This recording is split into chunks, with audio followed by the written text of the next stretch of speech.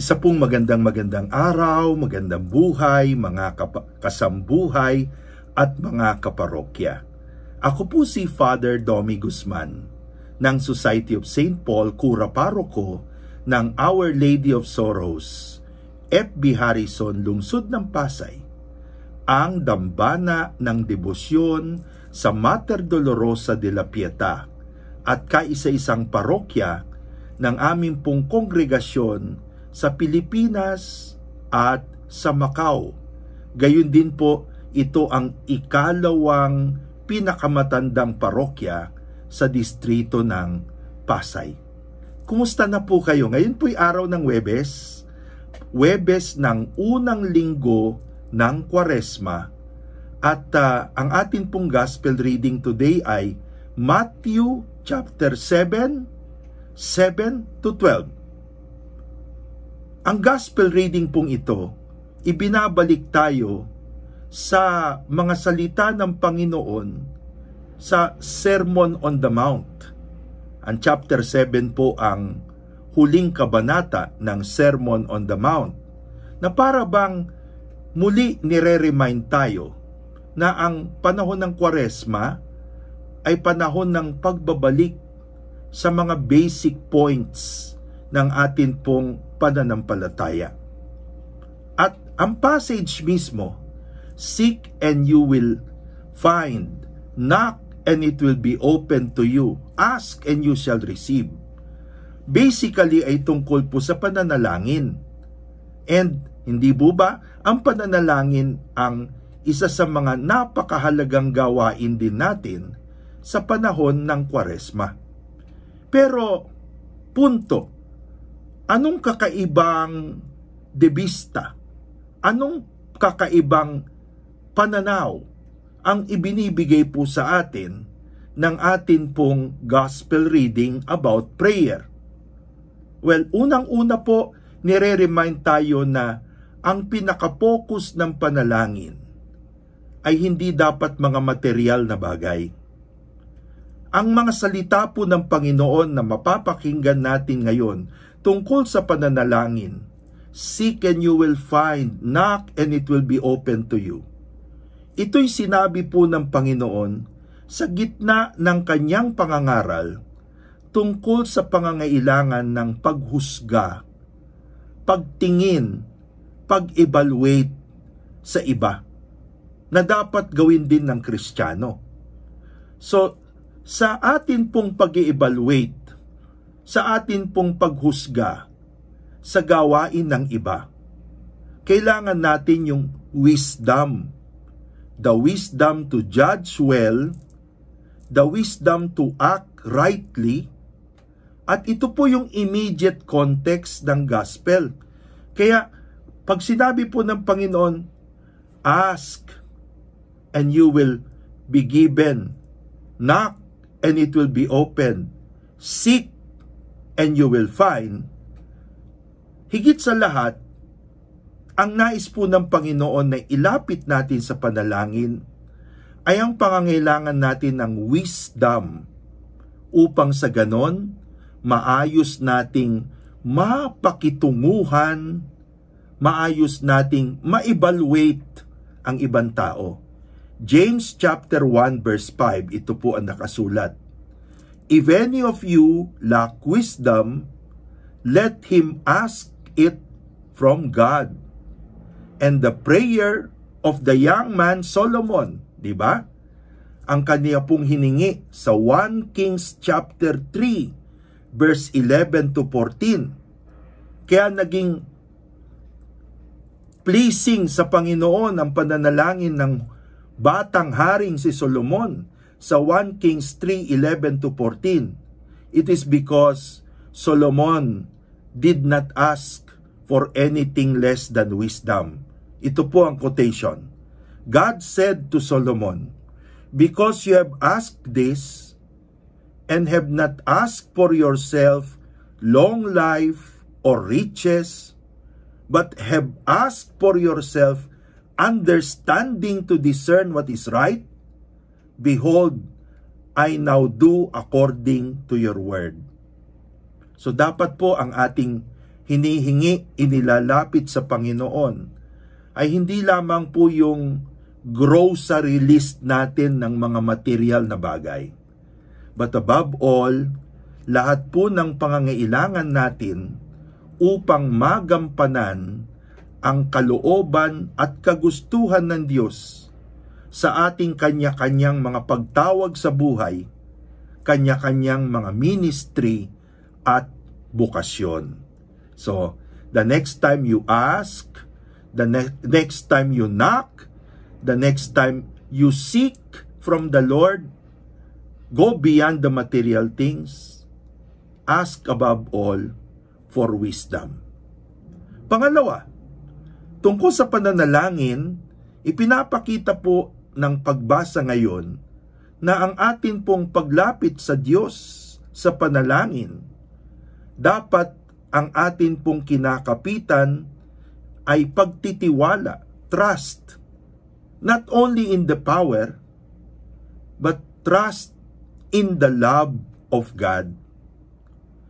Sapagkat ang Diyos ay mapagmahal na Ama, hindi lamang siya pinagmumulan ng lahat, kung hindi mapagmahal na Ama, talagang ang kanyang puso ay para sa atin. Kaya nga, hindi niya ibinibigay ang bato o ang ahas, not stone, not snake, but loaf and fish. God is always the God who loves us. At yan po dapat ang pangahawakan natin ng malaki sa paglapit natin sa pananalangin. Finally, number 3, the golden rule. Sabi po ng Panginoon, do to others whatever you have them do to you.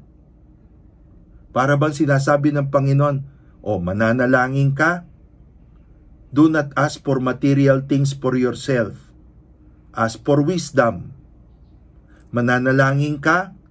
Kumapit ka hindi sa aking kapangyarihan. Kumapit ka sa aking wagas na pagmamahal. At sasagutin kita dahil sa pagmamahal. Pangatlo, golden rule. Kung ikaw ay lumalapit sa panalangin, dapat alalahanin mo na ang ipinapanalangin mo ay makabubuti sa iyo at sa iba. Ayan, So sa pamamagitan ng pananalangin, by prayer, we must be able to release the love of God for all. Ang pananalangin kung gano'n, mga kapatid, ay hindi po isang pribado at personal na bagay.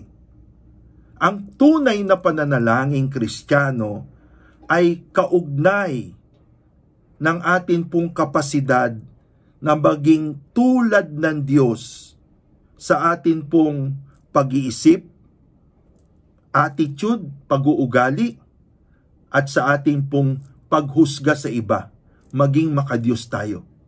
At yan ang hinihiling natin po sa panalangin, when we ask, when we seek, and when we knock. We are telling the Lord, Lord, pagbuksan mo kami, gawin mo kaming tulad mo sa amin pong pakikipag-ugnayan sa lahat. So, isang simpleng tanong, kumusta po? Paano po na ang ating pananalangin ay nagiging dahilan upang maayos ang ating pag-iisip, ugali, damdamin sa iba? Kasama na po yung mga hindi malapit sa atin at yung mga gumagawa sa atin ng hindi maganda. How is it that our prayer becomes a radical agent sa atin pong pamamaraan ng pakikipagkapwa-tao? Ayan, Sana po nakatulong, naka-inspire itong atin pong pagkagising sa umaga. Sa araw na ito, paki-like, paki-share, paki-post, paki-repost sa inyo pong timeline at sa timeline ng iba. At please, patuloy po nating palaganapin ang ating YouTube channel na Domi Guzman upang araw-araw sabay tayong lumago sa karunungan ng ating pong pananampalataya, and continue to ask people to subscribe din po sa ating Facebook page na Pagkagising sa Umaga, o sa Facebook page mismo na ito kung saan po tayo nagtatagpo araw-araw. Para po sa araw na ito ng Huwebes, nais ko namang batiin, mga kapatid, ang atin pong mga virtual parishioners galing sa ating mga Pauline Institutes at mga kaibigan. Si Lourdes at Tony Chowa and family, Brenda at Willie Reyes and family, Nini and Abel Licaros and family. Greetings and blessings kay Chato Dolot, kasama po ang kanyang mga anak na si Bay at si Chewy Yap, si Ina at Ian Ramos, at gayon din po pagbati sa Tan family ni Maylay, Philaine, Jean, Franz at Fred. Of course, binabati po natin ang Instituto Santa Familia, ang aggregate institute ng mga mag-asawahan at tumanggap ng sakramento ng kasal na may vows sa Pauline family. Rino Sioni Ramos, Rory Alinea Martin, Aida Montalvo, Virginia Spar, Lolita Sampayan, Neri Serrano, Aida Chu, Marlin Cho, Bernardo at Violeta Pepito, Cynthia Bello, Flor Di Malibot, Dolores Acaya, Ellen Hilario, Esther Dason, Ami Batuktoy, Marnol at Arlene Banta, Fanny Kimusing, Edna Jun Kadsawan, Eli Doroteo, at Emi Ricometa, Joke Yambao, Josepina Telada Bulacan, Marina Guerrero, Susan Gabuya at Marisa Villanueva. Pagbati rin po kay Agnes at Kaloyhaw, kay Carmela Estrada, Hermie at Christy Sanchez, Mati Benavides at Ludi Ocampo.